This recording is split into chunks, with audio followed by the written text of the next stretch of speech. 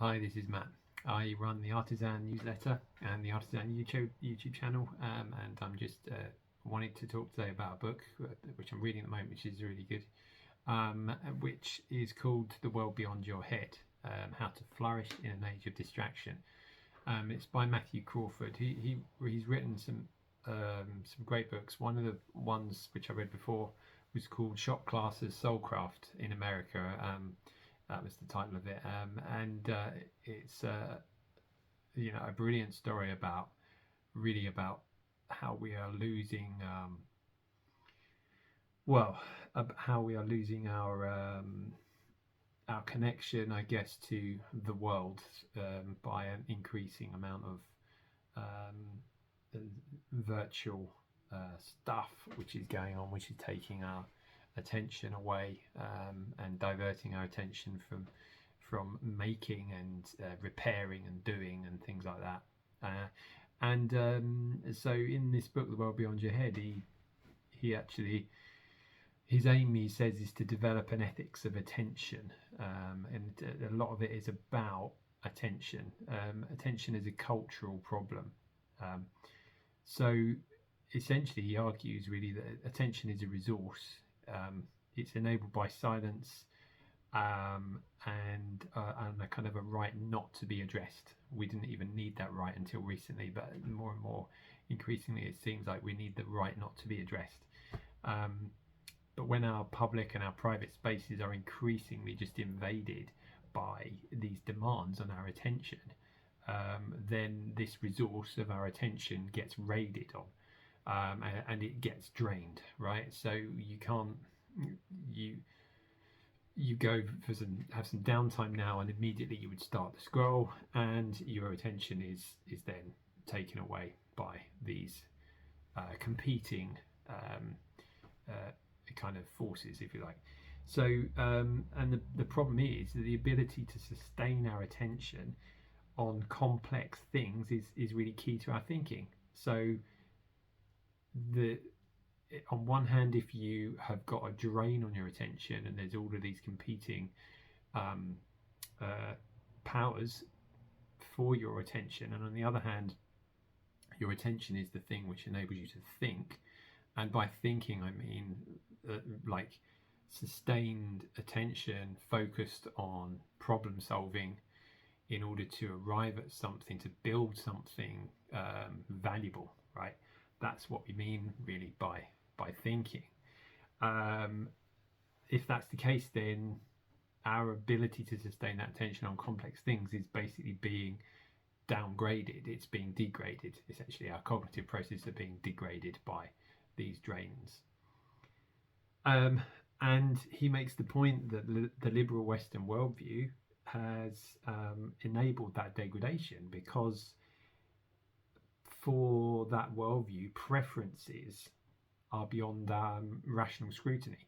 So, and really a preference expresses the authentic self for that worldview. So that is then beyond scrutiny, and that means that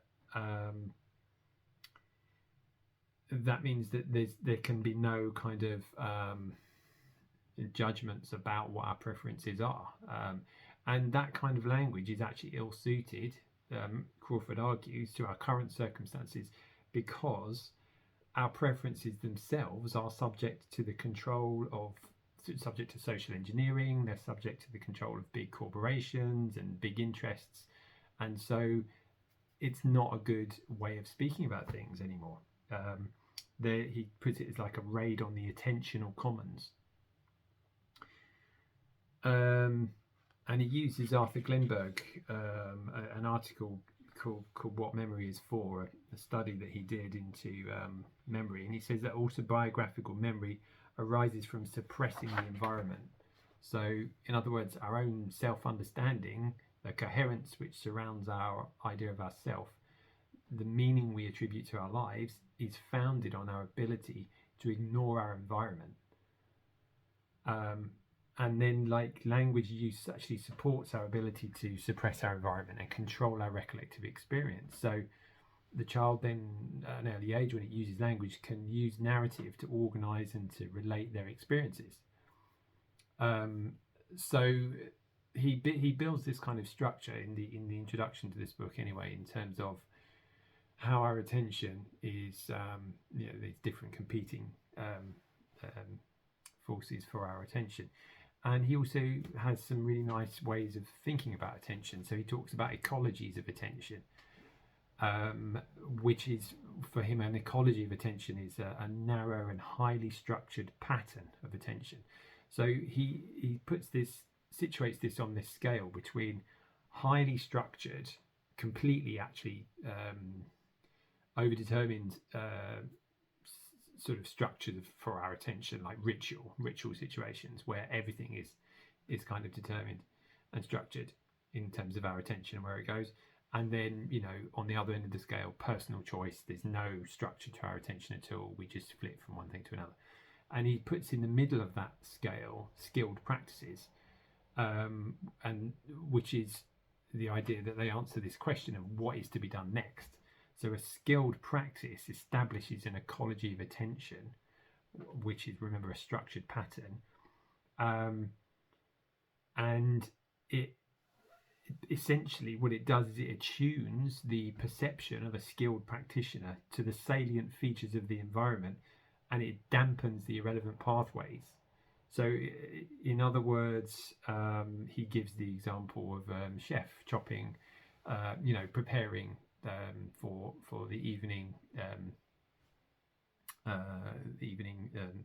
shift, and having the right kind of knives lined up, and a certain kind of things which the chef uses and places in his environment, where he's kind of outsourcing his cognition to these different elements, and he's able to use these ecologies of attention anyway to enable him to bring out the salient features of his environment, so he can be to help him be a skilled practitioner. And in Shop Class's Soulcraft, his previous book, he argues that the de-skilling of our everyday life contributes to the erosion of our personal agency. So this is like a really important argument. We're not just talking about our attention here. We're not just talking about, I wish I could stop scrolling. We're actually talking about our very ability to be agents in the world. Instead of talking about freedom, he doesn't really like to use the idea of freedom, because he thinks agency is a better word. We'll come to that maybe later.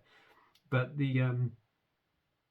he thinks the solution to the problem is actually paradoxical, because submission, if you submit to things that have their own intractable ways, it actually gives rise to genuine agency rather than just mere freely made choices. So there is a paradox there, that actually you actually need to submit to the reality of things, and that they need to impress their authority upon you in order for you to actually become truly free as a skilled practitioner. So if you think about the difference between gardening and versus shopping, right, that would be kind of, again, on that scale. Like gardening there's a certain reality to gardening that you have to work with, and it involves you disciplining your own skill in order to be able to deal with the reality that's there. Whereas shopping is very much just sort of personal choice. You go and pick the things that you want. And he also thinks, the design of things conditions the kind of involvement that we have in our own activity.